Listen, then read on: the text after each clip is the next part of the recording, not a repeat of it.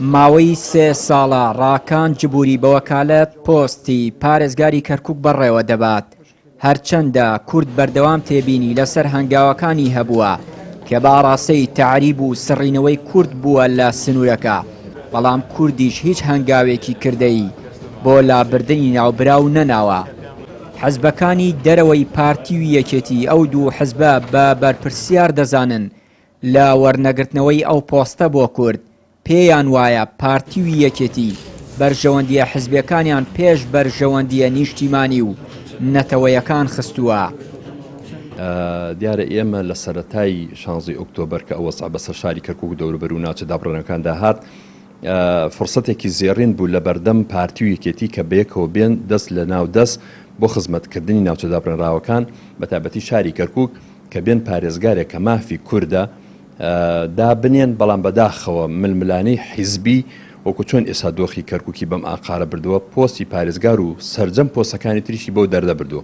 بۆیە ئێستا حکومەتی عێراقی دەستکراوەیە ئەنجومەنی پارێزگار نەماوە و حکومەتی عێراقی هەر بڕیارە بدا بڕیاری ئەو دێخوا چووکە پارتی و یەکێتی ئەمڕۆ بمانوێ نەمانوێت لە ناوچە دابڕێنەوەکانە دەسەڵاتیان نەماوە، بۆیە حکومەتی عێراقی بۆ خۆی چ بڕیارە بدا حەق و مافی خۆیەتی. کورد ئەگەر وەرەقەی ئامادەکراوی خۆی نەبێ و داکۆچی لە پارێزگاری کەرکووک نەکا بۆ کورد، بە تاکید ئەمە درێژە ئاکێشێ یا بێ چاوەڕێی بێ تاکو انتخابات ئەکرێ یا بێ کورد ئێستا داکۆچی بکە لەو پۆستە.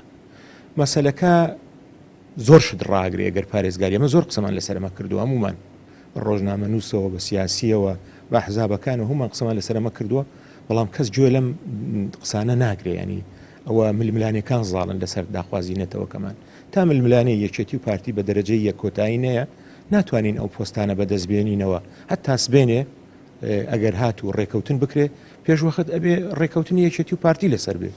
ئەمە تا ئێستا بوونی نییە. لە دوای 16 ئۆکتۆبەر و دەرهاویشتەکانی هەردوو حزبی دەسەڵاتداری هەرێمی کوردستان دەیان توانی بە کۆبوونەوەیکی ئەنجومەنی پارێزگای کەرکووک پۆستی پارێزگار بۆ کورد وەربگرنەوە، بەڵام بەرژەوەندی حزبی و ململانەی سیاسی نێوانیان ڕێگر بوو لە دانانی کوردێک بۆ وەرگرتنی ئەو پۆستە. دیارە ئەمەی ڕاکانجبوری ئەیکان نەکەر ئێمەی نیگەران کردووە، هەموو پێکاتەکانی لە کەرکووک نیگەران کردووە، برا تورکمانەکانی نیگەران کردووە، بەشێکی زۆر لە برا عەرەبەکانی نیگەران کردووە و لە ڕۆژانی ڕابردوو کۆنگرەی ڕۆژنامەوانیان کرد و بەیاننامەیان دەرکرداوای ئەواکن کە ڕاکانجبوری لا ببرێ.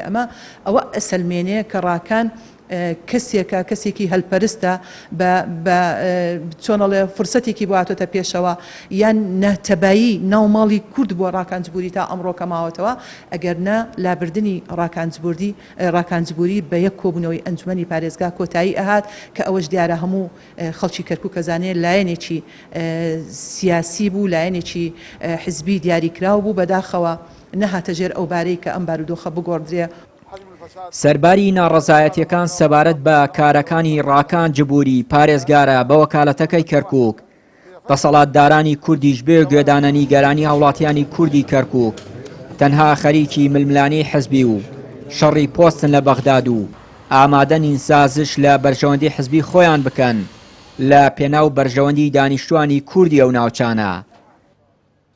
چیان وری کەناڵی ئاسمانی پەیام، کەرکووک.